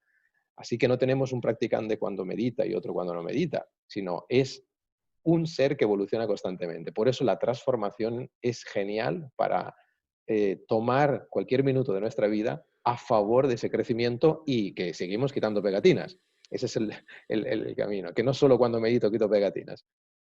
Así que es un fluir continuo, diría. Perdona, esto está muy relacionado con el disfrutar las pequeñas cosas, porque disfrutamos las pequeñas cosas, ¿sabemos disfrutar las pequeñas cosas en general? Yo creo que una de las esencias de Desata es que somos disfrutones, ¿no? Cuando, sí, porque ¿sabes? De los 9 pilares hay uno que se llama el disfrute y lamentablemente los 4 que estamos hablando toda la tarde, yo soy casi psicólogo y vosotros 3 sois psicólogos, he leído demasiado poco acerca de que hay que disfrutar y divertirse. No lo veo en la literatura ni de psicología positiva, ni de crecimiento personal, y digo, coño, pero ¿hay algo más intuitivamente ligado a la felicidad que pasárselo bien y disfrutar? O sea, intuitivamente la felicidad, si la tuviera que definir una persona que no ha leído nada, yo diría que define a una persona feliz. O de este grupo, ¿quién está feliz? Pues si vas a una discoteca, ves mucha gente feliz. ¿Y por qué no los libros no te dicen, oye, coño, que es que hay que ir a la discoteca? Es que hay que ir a la discoteca, hay que bailar, hay que jugar como un niño y queda con los amigos a jugar a pádel y juega al truco y júntate con el más gracioso de la pandilla y aprende a contar chistes. Es que hay que disfrutar. Y eso, lamentablemente, ya parece que lo digan enfadado y todo, lamentablemente lo he leído demasiado poco. Es que no me han hablado en todos estos años de estudio de psicología de que me tengo que divertir. Entonces, yo creo que algo que hace diferente a Desata de muchas otras asociaciones o movimientos es que estamos en eudaimonia y queremos ayudar a los demás, pero también lo hacemos divirtiéndonos, ¿no? Tenemos una forma particular de hacer las cosas, del cual Fito es un exponente claro, que es que, coño, nos tendremos que reír. Ya que tenemos que ayudar a los demás, coño, pues hagámoslo riéndonos. Pero bueno, es mi forma de verlo, ¿eh? Forma desatada de verlo. Antes hemos hablado de dotar de significado a tu vida, que además está dentro del modelo PERMA. A veces yo sé que es complicado explicarlo en ocasiones. ¿Cómo explicaríais eso de dotar de significado a tu vida para todas las personas que nos están oyendo? Bueno, creo que un significado ya fundamental sería, primero, cuando has despertado, creo que el significado ya lo tiene. Y que con todo lo que tú hagas durante el día puedas y saber que estás avanzando en esa dirección, desde que fregas los platos hasta que tiras la basura, cualquier acto puede ser útil para ello. Entonces, evidentemente tengo un motor siempre encendido. Incluso recordemos, por ejemplo, que hay personas que son tan profesionales que cuidan enfermos o curan o intentan curar personas enfermas y su mayor felicidad, una de las mayores felicidades es que se curen, están a contacto con el sufrimiento. Así que no solo la alegría aporta, sino incluso trabajar directo contacto con el dolor y el sufrimiento aporta felicidad, porque hay personas que se dedican como héroes en todos los sentidos. Podemos hablar de infinidad de trabajos que están totalmente a contacto. Entonces, vemos que ese elemento es fundamental. Saber que en todo momento tú estás trabajando para tu felicidad. No tienes un momento que frego el plato y tiro la basura y eso no sirve para nada. Si quieres, no sirve para nada. Pero si tú le das sentido a eso, eso tiene un gran valor. Con lo cual, el camino de la transformación es utilizar todos estos elementos. Y para eso tenemos que estar totalmente despiertos, porque si no, es imposible actuar así porque el despiste, como decía a veces Juan, que ahora me olvido de practicar, ¿no? Ahora estoy despistado, estoy atareado y entonces me tengo que recordar con tips, con post-it y con alarma en el teléfono.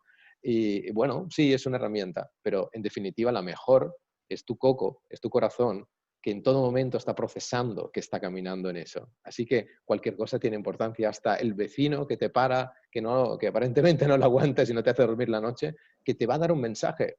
Y tú, si estás atento, lo sabes percibir. Pero claro, no lo rechaces, porque entonces estaríamos como en un camino a medias, ¿no? Un poquito cojos, o quitando pectina con una mano sola y un dedo, con lo cual cuestaría muchísimo más. Yo recuerdo que escribí un artículo que se titulaba Los 4 salarios que has de pagar si quieres a tu equipo enamorar, ¿no? Aplicado a la empresa. Y hablaba del salario económico como primer nivel, porque si el salario económico no está satisfecho, ya el sentido es más difícil aplicarlo, ¿no? Porque si no, uno está preocupado de cómo va a llegar a fin de mes, ¿no? Luego el salario emocional, ¿no? Que es el tema de las relaciones, sentido de pertenencia. El salario intelectual, saber sentir que aprendes, que creces intelectualmente, que eres capaz de abordar retos cada vez más complicados. Y luego el sentido trascendental, el salario trascendental, ¿no? Que era precisamente el darle un sentido más allá del ego, más allá del yo y el nosotros, a tu trabajo. Y es el para qué. El para qué. ¿Para qué sirve eso que estás haciendo? Ya no solo las tareas que haces para cobrar a fin de mes y para aprender, sino cómo beneficia ese trabajo que haces tú ya a tu compañero dentro de tu equipo, ¿no? O cómo beneficia a otro departamento, incluso ya cómo beneficia a los clientes, ¿no? ¿Para qué sirve eso que haces tú? ¿Qué problemas soluciona? ¿Hace felices también o contribuye a la felicidad de los demás porque soluciona problemas o hace vidas mejores, ¿no? Como que se diviertan, por ejemplo, ¿no? La distracción en las discotecas que decía Juan, ¿no? Si eso sirve, bueno, porque en las discotecas trabaja gente, ¿no? Y con su trabajo también hacen que los demás se diviertan. Es decir, ¿tu trabajo para qué sirve? ¿Qué sentido le das a tu trabajo? Más allá de ganar dinero y aprender y pasarlo bien, ¿no? Y un poco ese sentido pues genera también, a mi modo de ver, genera esa sensación, ¿no? de felicidad. Y quería hacer una pregunta más y pasamos ya a las preguntas de las personas que os están escuchando. La pregunta para todos, igual, el que la quiera contestar la conteste. Quería hablar sobre amor. El amor, pero no tanto amor de pareja, sino el amor hacia uno mismo, en forma de compasión, y el amor hacia los demás en forma de entendimiento.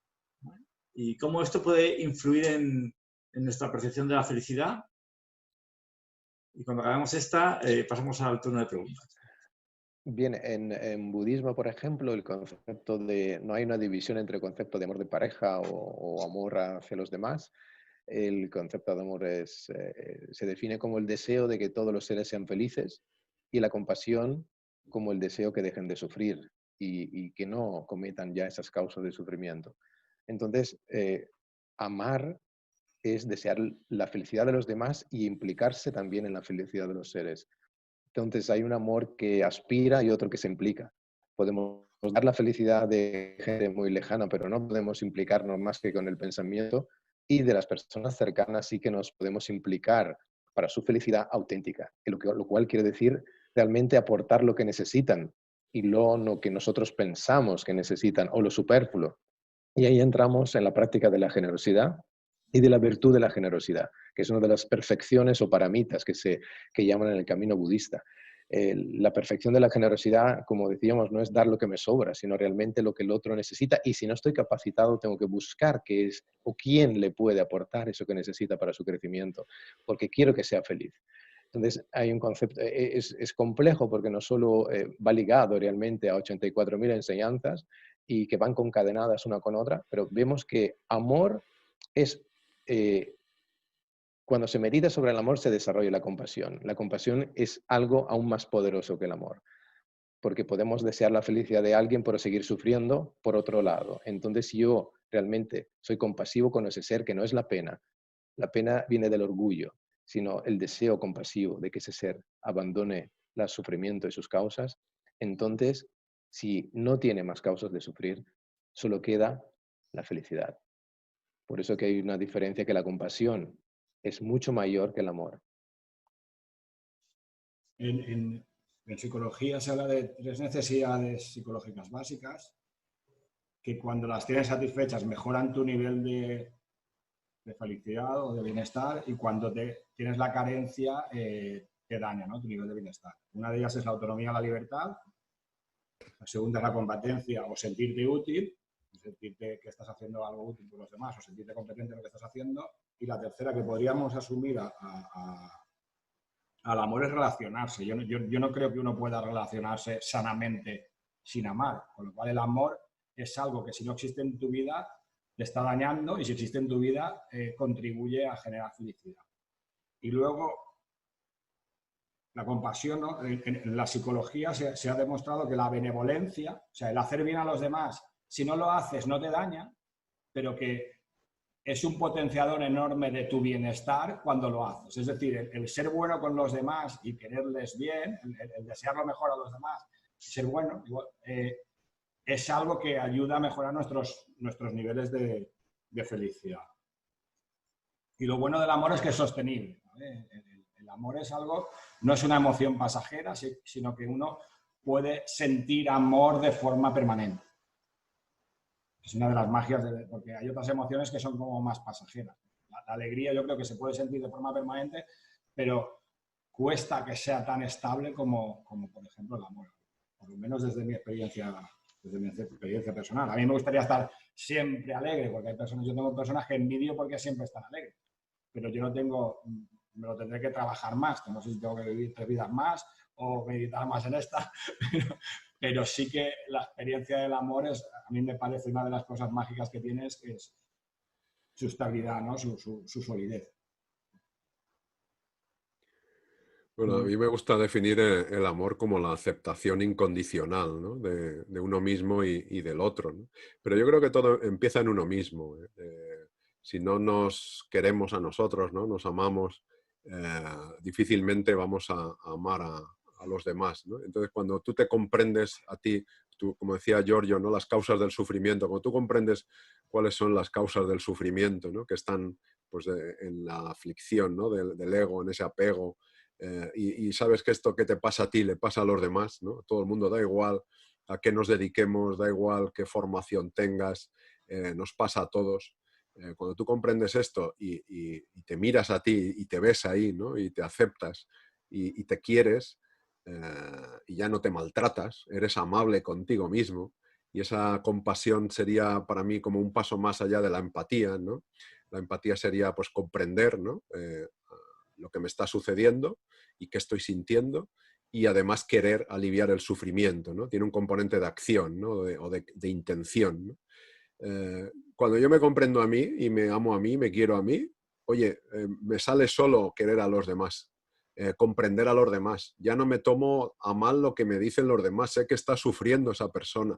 Pero claro, esto es un nivel, bueno, pues Giorgio es creo que es el usuario más avanzado que decir, pero es el nivel premium, ¿no?, el cinturón negro, 10º dan, ¿no?, que es entender cuando el otro te está diciendo imbécil, comprender que está sufriendo, ¿no? Y todo está en su cabeza, igual que lo tuyo está en tu cabeza, ¿no?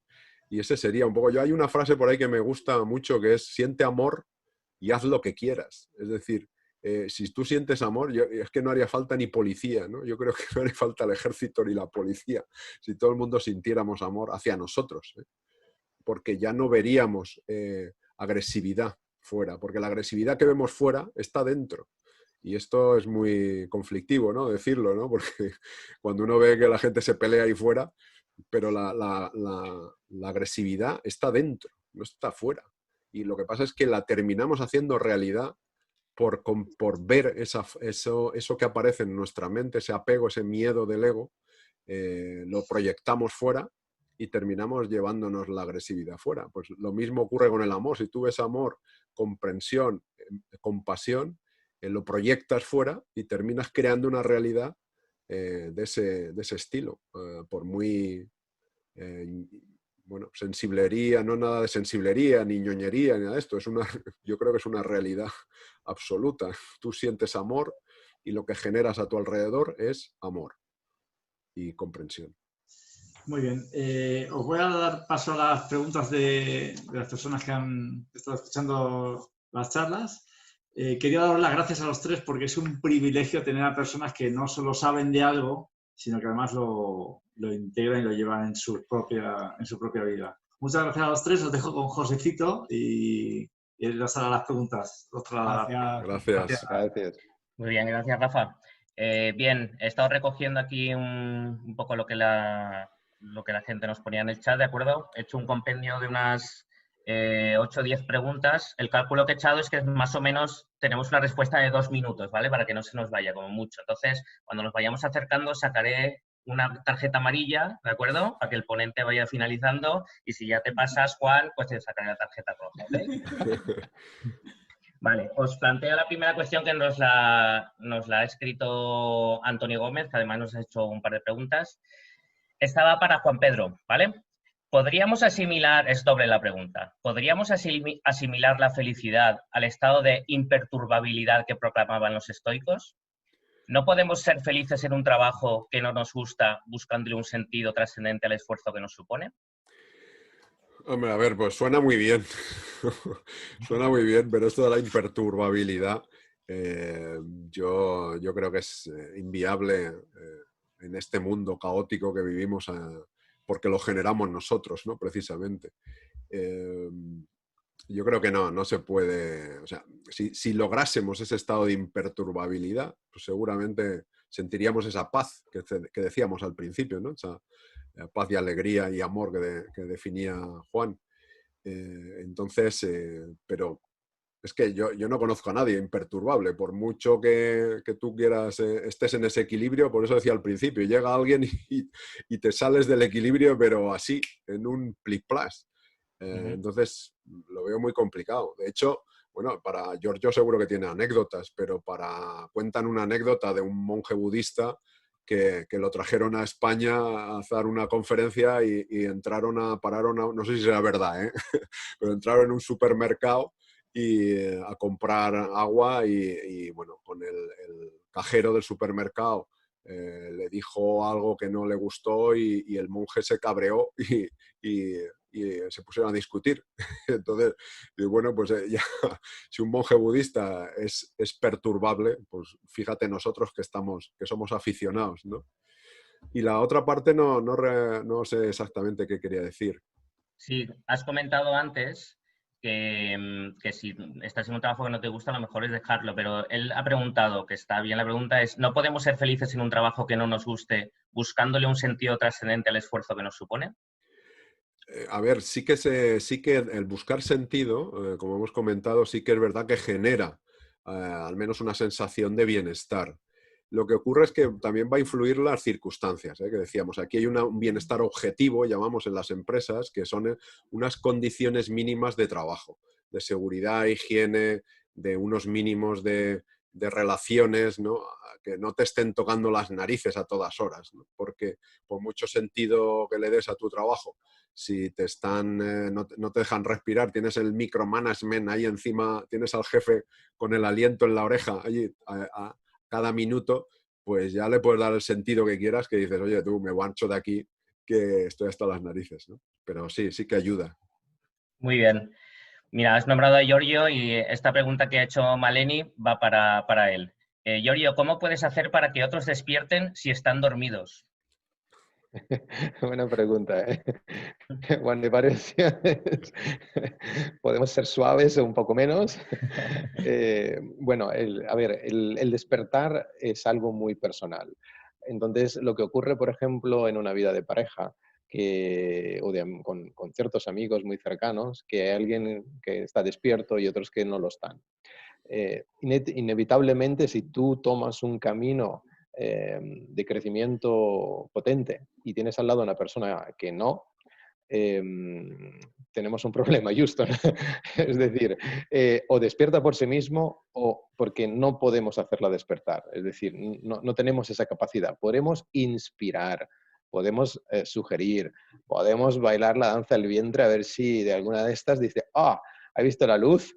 Pero en definitiva el despertar es muy personal y llega en cualquier momento. Puede ser viendo una peli, observando el gato que pasa o simplemente quedando empanado mirando la nada. Es muy personal, depende de nuestro propio karma del pasado que hace que tengamos esas condiciones. Evidentemente, cuando no coinciden en el tiempo y espacio con la persona que nosotros tenemos cerca o X personas que nos acompañan, evidentemente hay un cierto alejamiento, porque nosotros estamos viendo una práctica distinta al día a día y la otra persona está en otra vibración completamente distinta. Y ahí es la elección de cada uno. Cada uno es responsable de su propio camino. Lo que podemos hacer es seguir inspirando a los demás que quieran despertar, porque se fijarán en ese ejemplo tan bonito que es la práctica de uno, que al final es el resumen de qué mejor manera, pues seguir practicando lo mejor que puedas, con todo tu esfuerzo, con todo tu ahínco, porque eso, y desprender amor por un tubo y compasión a raudales, porque eso es lo que puede salpicar a los demás, que le haga un clic para poder despertar. Pero solo nuestro ejemplo de una práctica excelente, diaria y con tesón, es lo que puede dar a los demás ese toque. Y si no lo quieren ver y no es su momento, pues bueno, tenemos que tener la tranquilidad que ya le llegará. No depende de nosotros. Muy bien. Bueno, sabéis que este evento también está abierto a Facebook, ¿de acuerdo? Lo digo porque han entrado mucha gente a hacer preguntas también. En concreto, esta es para Juan. Jordi Évole nos plantea la siguiente pregunta. Dice, muy bonito esto de la felicidad, el optimismo, todo muy hierbas. Dice, pero esto de la felicidad no es un negocio. Todo este movimiento que ahora está tan de moda, ¿no es por dinero? Dinos, Juan. ¿Qué le decimos a Jordi? Pues obviamente habrá personas que se dediquen a este negocio como negocio, lo cual yo siempre digo que está muy bien. Yo siempre digo, cuanto más seamos hablando de felicidad, o gratis o cobrando, mejor, porque más también te cobran por cosas más feas. Entonces, a mí, pues yo descubrí el mundo del desarrollo personal por una persona que es millonaria en dólares, que es Tony Robbins, y nunca, vamos, sí que pienso que es pesetero, pero lo pienso sinceramente, pero también pienso que Tony Robbins ha hecho mucha bien a mucha gente. Quizás Desata no se llamaría Desata, a lo mejor hubiera surgido otra organización igual, pero sin esa persona que hace aquello, porque yo creo que le gusta ayudar, pero cobra por ello, pues a lo mejor todo lo que estamos haciendo aquí, o los voluntarios que están formando a los jóvenes de forma desinteresada, no existen. Entonces, bueno, hay gente que lo hace por dinero y es muy legítimo, y hay personas que no lo hacen. Muy bien. Cada uno paga. Aquí cuando uno vende, solo vende si otro quiere comprar. Si uno está dispuesto a comprar un curso de felicidad o un seminario, pues adelante. Muy bien, perfecto. Me imagino que a Jordi le ha quedado claro. Pasamos, esta pregunta es para Juan Pedro, nos la plantea Vicen. Dice, ¿lo que es felicidad hoy puede no serlo mañana? Porque muchas veces se le ocurre que casi prefiere no saber, que sabiendo a veces le cuesta más ser feliz. Es decir, la felicidad que es hoy puede no serlo mañana, lo que te hace feliz hoy. Bueno, depende de lo que entiendas por felicidad, ¿no? Si felicidad hoy es disfrutar de algo, de una cosa, de una película o de una compañía, pues a lo mejor hoy, si tú depositas tu felicidad en la compañía y esa persona hace algo que te gusta, pues es feliz. Pero si mañana esa persona te insulta, pues ya no eres feliz. El problema está en que depositemos nuestra felicidad en cosas externas. Que sí, estaba muy bien resumido. Yo creo que no había hecho falta hacer ninguna reunión. Con el cuento de Rafa Antich del comienzo estaba todo claro. Está dentro. Entonces, como tú deposites algo fuera, pues va a cambiar de un día para otro. Vale, gracias. Le planteo esta pregunta a Giorgio, es de Lumi González, y nos ha dicho, Giorgio, ¿qué opinas sobre el desapego? ¿Es temporal o permanente? El desapego es permanente siempre que sigas los pasos adecuados.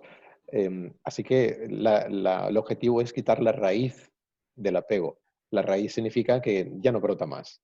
Y ese es uno de los grandes logros que hablaba Juan antes de los logros que tú obtienes en el camino. Fíjate que hay una anécdota que me gustaría contar breve. Estaba un día delante del monasterio de Guía, y la gente que pasaba del monasterio pues delante, que era un sitio, digamos, entre comillas, turístico, pues miraban, ¿no?, si entrar o no. Y yo llevaba un reloj, digamos, claro, los hábitos no llevan mangas, y entonces el reloj como que cantaba mucho, pues era un reloj así amarillo que me había regalado una persona que importante en mi vida, y bueno, era mi reloj de hace muchos años. Y él me dice, era un hindú, y me dice, ¿tú eres un monje budista? Y digo, sí. Y me dice, vosotros practicáis eso del desapego, ¿verdad? Y digo, sí. Dice, ese reloj es muy bonito, ¿me lo das? Y entonces yo me lo quito y se lo doy. Y me dice, gracias, nos vemos. Y coge y se va. Y entonces, nada, me quedo sin el reloj, yo ahí sigo con mi función del día. Y al rato, a las 3 horas, vuelve y me busca. Yo estaba en el comedor en ese momento y me dice, hola. Y digo, con la sonrisa lo veo porque lo reconozco, ¿no? Además, un hindú ahí aquí en España, pues no, no es que era muy... Y me dice, te buscaba. Y digo, ay, ¿qué tal? ¿Cómo estás? Y me dice, te quería decir una cosa. Digo, dime. Digo, he venido a traerte tu reloj. Digo, ¿y por qué? Y me dice, porque realmente cuando me diste el reloj, sentí que no había apego. O sea, no sentí ese... para mí fue una sorpresa, ¿no? Porque quizás eso fue un resultado de la pequeña trabajo del día a día del desapego. Pero tuvo que venir un desconocido para hacérmelo ver, ¿no? Y fue una alegría en ese momento que, como decíamos, de esos objetivos que vas consiguiendo poco a poco, o un pequeño escalón. Y la práctica y las pruebas vienen así en el día a día. Así que si lo haces, se quita parte de la raíz hasta que se quita todo y ya no generarás más sufrimiento por apego. Muy bien. Vale, nos quedan 2 o 3 preguntas. Esta va para Juan, que sé que esto de los objetivos le va. Ha preguntado Ludmila, ¿cuál es la media de objetivos que sueles tener? ¿Cuándo sabes que es el momento de dejarlo? ¿Cómo lo sabes? Pues esto es pregunta sobre mí. ¿Cuánta media de objetivos tengo? Sí, bueno, habla en general. Yo te la dirijo a ti. Vale, pero vale. No, pues si comparto pantalla... sobre todo, acabo de cerrar la lista de tareas, pero había como 20... ¿Cómo sabes, es importante, cómo sabes cuándo es el momento de dejar, de abandonar un objetivo que ya no te lleva a nada? ¿Cómo lo sabes? Inteligencia emocional tiene 2 palabras que yo creo que nos llevan a lo que es la mente sabia, ¿no? No significa que mande la emoción sobre la razón, sino que es la conjunción sabia de la inteligencia y la emoción. Yo creo que se hablaba mucho de desapego, Juan Pedro ha hablado de que los objetivos, si te obsesionas con los objetivos, te pueden hacer daño. Yo creo que hay que escuchar tanto al corazón como a la razón. Y uno, si escucha, que muchas veces no escuchamos, yo creo que pierde respuesta, ¿no? Es decir, no me estoy encabezonando con un objetivo que realmente no me va a aportar nada. ¿Es mi ego el que quiere alcanzar eso o es algo que vaya a aportar mucho bien a mi vida, ¿no? Porque tener objetivos está bien, pero en alguna ocasión, más de una, más de 2, más de 3 y más de 10, algún alumno, algún pequeño saltamontes, he dicho, ¿has conseguido los objetivos? Sí. ¿Eres más feliz que antes? No. O sea, es que muchas veces nos planteamos objetivos que no nos llevan a ser felices. Entonces, hay mucha teoría sobre el planteamiento de objetivos y uno tiene que ver aquellos que plantearse objetivos que sean significativos para él, es decir, que sean importantes conseguirlos o no, que sean naturales, o sea, que la consecución del objetivo, que el camino que me lleve a la consecución del objetivo resulte natural o fácil de transitar para mí, porque si no vas a sufrir. Yo no conozco a nadie que sea muy feliz luchando. O sea, al final cuando decimos el genio nace o se hace, creemos que hay que nacer unas determinadas cualidades, pero luego se hace. Pero el esfuerzo para ser genio es tan duro que solo lo recorren aquellos que disfrutan recorriendo ese camino. O sea, un gimnasta de élite no puede ser gimnasta de élite, vale, tarjeta grabada, sin disfrutar el camino. Si disfrutas el camino del objetivo, para mí es un buen objetivo. Si no estás disfrutándolo, me lo cuestionaría al menos. A no ser que sea muy importante alcanzarlo, aunque no disfrutes el camino. Muy bien. Vale, tenemos una pregunta también para Juan Pedro. Esta nos han mandado un audio, ¿vale? Parece que es os lo voy a poner aquí, parece que es de Fernando Simón, ¿de acuerdo? Dice, epidemiológicamente hablando, el optimismo y la felicidad desmedida no nos puede llevar a la inconsciencia y el error continuo, sobre todo en esta fase de escalada. Sí, dice que Fernando nos dice, pues eso, que a veces este estado de optimismo así muy hierbas, pues nos lleva a ir un poco flotando y ser inconscientes y no ser conscientes de los peligros o de las medidas que tenemos que tomar, por ejemplo, en esta fase de que hemos pasado el pico de la curva. Bueno, Gracias, Fernando. yo les recomendaría que volviera a ver esta mesa redonda, porque no se ha enterado de nada. Porque nadie ha dicho aquí, nadie de estar en la inopia, ni viendo las venir, ni atontado en el sofá, ni nada de esto.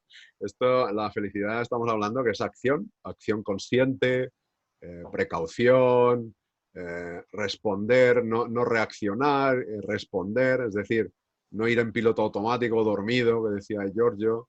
Entonces este hombre es de los de dormidos y no, tiene que despertar él, nosotros no podemos despertarlo.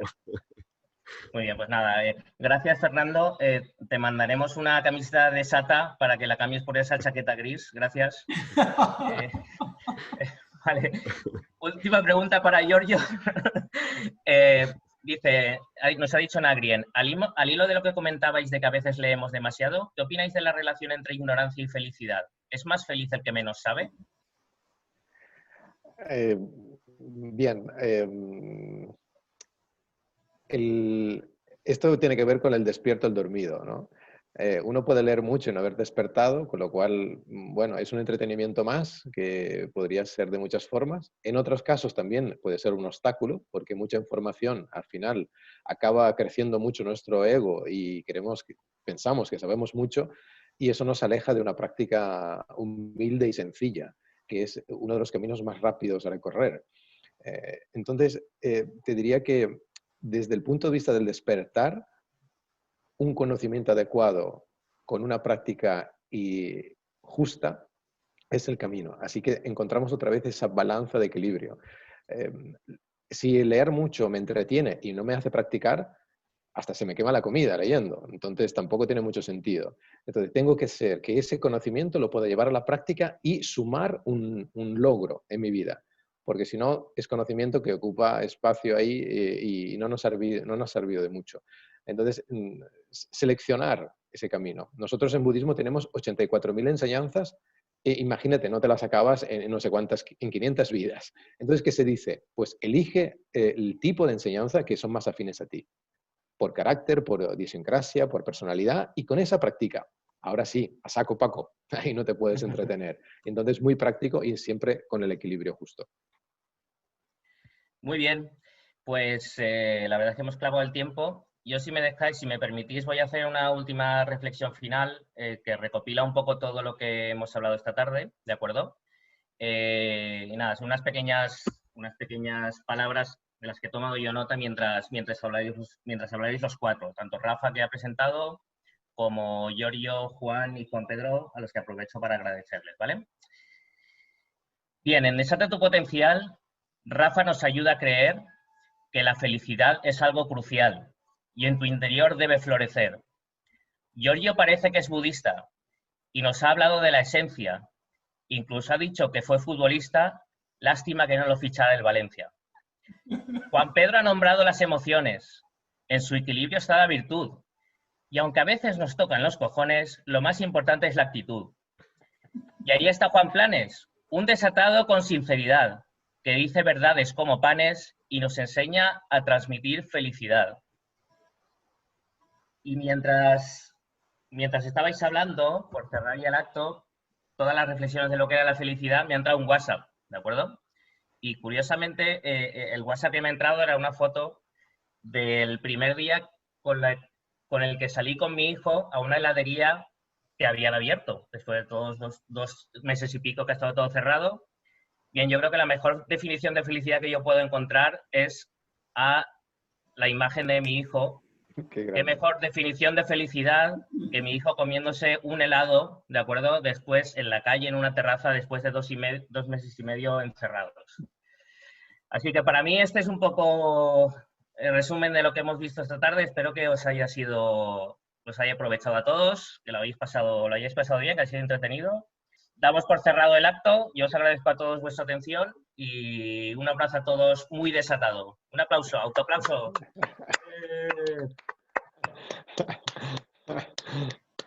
Gracias, José. A vosotros. Gracias Gracias a todos. a todos por asistir. Vamos, chicos, enhorabuena a todos. Ha estado Está bien, ¿no? Sí.